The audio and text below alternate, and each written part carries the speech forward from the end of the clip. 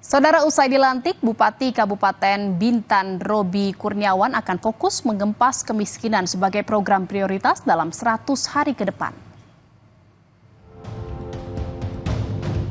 Mengusung tema keberlanjutan pada pemerintahannya, Roby Kurniawan bersama Wakil Bupati Debbie Marianti akan melanjutkan kembali hal-hal baik yang sudah dilakukan pada pemerintahan sebelumnya.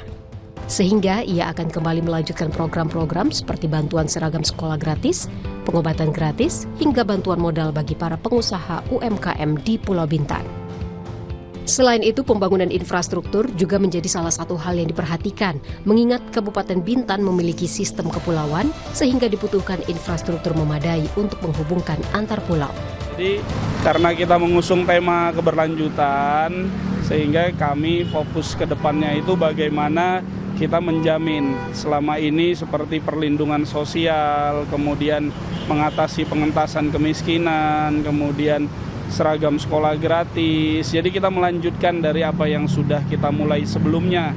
Kalau program unggulan ya bagaimana kita terus melanjutkan bantuan seragam sekolah gratis, kemudian berobat gratis menggunakan KTP KK Bintan, kemudian bantuan stimulus tanpa bunga untuk UMKM 0%, kemudian penyempurnaan infrastruktur di Kabupaten Bintan, dan tentunya kami sangat siap untuk mendukung ya asta-cita Bapak Presiden seperti makan siang bergizi, juga ini menjadi fokus nanti kami ke depannya. Jadi kita formulasikan ya visi misi kabupaten, kemudian nasional seperti apa, ini menjadi program prioritas ke depannya.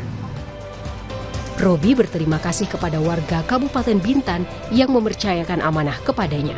Setelah resmi dilantik, para kepala daerah akan menjalani retret yang akan dilaksanakan di Magelang, Jawa Tengah. Audrey Zevanya, Junaidi Saputra, Kompas TV, Jakarta.